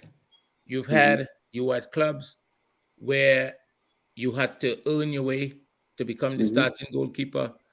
Sometimes you get it through the starting goalkeeper get injured. You were at clubs where you were the starting goalkeeper, you ended up on the bench, then you had to leave. You want new manager come in, manager get fired. He brought in his new manager brought in his his goalkeeper, his own goalkeeper. How did you deal with those difficult moments? They're tough. I'm not going to lie to you. They're tough to kind of process, to take on board. But you pick yourself up, you dust yourself off, and you put one foot in front of the next. You know, I think you have to. You can't be afraid of failure. You can't be afraid of making a mistake. You can't be afraid of you know, taking one step back in an effort to take two forward. You know, and ultimately, I said this from the top. From the time I played my first game from Reading, I exceeded all of my boyhood expectation. You know, and so I was always playing with a winning hand from there. And then for me, it was a matter of testing myself against the best in the world. I just wanted to see if I could live with them, and I did so for about 15 years. Yeah, for a long time. All right. So you go ahead, Andre. No. I am in your mood. All right. So, this is Shaka. I mean, don't want to steal a power ranking show, but give me a power ranking for the World Cup. Who is winning? First place. Argentina. Oh, geez. All right, let's stop right there. We go. Sorry. You ask him, didn't you? Second, who they played in the final? France. Yeah, because they're in separate brackets. All right. And the other two semifinalists? I'm trying to remember what the bracket was. I think I had it as Brazil and it was Argentina, Brazil, and I can't remember who the other half of that bracket was. Belgium. I think Belgium can be on the front. England can be on the front side. Well, no. Nah, it ain't going to be England. I don't see England getting past. I see England getting out to the group, but no further. Okay. I'm trying to remember if I had Belgium. I don't think Belgium will do that great. I think again they will get out to the group, but I'm not sure. Switzerland? Nah. Wasn't Switzerland. Nah, Portugal and France. Maybe it was Portugal. Portugal and France. Okay, yeah, that's it. I'm trying to remember the halves of the draw. No, this question you have to make sure you answer this one right, because you know this will determine a lot of things between Arsenal. You and yes, that's You know. So he has answered. Right, Andre? We don't have to ask the question. He has answered. He knows. That one was too easy. I know whoever was coming. That had to be the answer. I didn't know what the question is to this point, but I figured that would be the answer. The way I set it up. Yeah. I see one person says, I have Clarence Seedorf in my top 10 best midfielder of all time in club football. What does Hislop say? That's a good show. But you know, this so it's always difficult, you know. You have Clarence Seedorf, but I mean, if we're just talking midfielders, we could sit here and off the tops of our heads between us name 20 players that deserve to be in the best midfield of all time. You know, I think I'm not a big fan of this best of and GOAT and all that. And even though we discussed it on the show, I have a job to do. I'm not a fan of that because I feel, especially when you're comparing players from different eras, it's a different game. You know, the game that they play today different from the game that I played. The game that I played different from the game that they played that Maradona was playing. You know, and it doesn't pay. I heard we had Del Piero on the show the other day, and I thought he, in typical fashion, summed it up perfectly. And they asked him about the greatest of all time, and he's like, "I'm not commenting on that." He's like, "When you recognize these players are artists, you judging their art, and you don't judge an artist's masterpiece. You enjoy it." I thought that was perfectly summed up. I to that point. Yeah. Now I was making this point with somebody. I like that. Right? We have lived through the careers of Lionel Messi and Cristiano Ronaldo. Yeah. Two of the greatest players to have ever played this game for 15 years. And all we have done is argue about who better. Argue about who should be getting the golden ball. Yeah. Two of the best players to have ever graced the football field. And that's all. And rather than sit back and enjoy. appreciate what we're witnessing, all we do is argue. Messi fans arguing with Ronaldo fans and going back and forth. Now, once again, I say it, I have a job to do. If they tell me argue about it, I go and argue about it because that's what they pay me to do. I go and do it. But that's what, as football fans, I think we have done ourselves at the same. Yeah. All right. Awesome. This Demo Dre is a Liverpool fan. He calls you the GOAT. So when he said, when we told him that we're gonna have Shaka Hislop, he said the GOAT is coming on. as a West Indian, that could mean something totally different. Yeah, that could be something different. Yeah, for real. So I'm sure. Well, in Jamaica, you won't be curried. Yeah, but he says, to give us your take on Darwin Núñez, because, as a Liverpool fan, he wants your thoughts on it, and then we close with that. So, I'll say Steve Nicol certainly has a real belief in Darwin Núñez. I am not seeing it just yet. I'm not seeing, the potential and what excites Steve Nicol as a Liverpool fan and ex Liverpool player.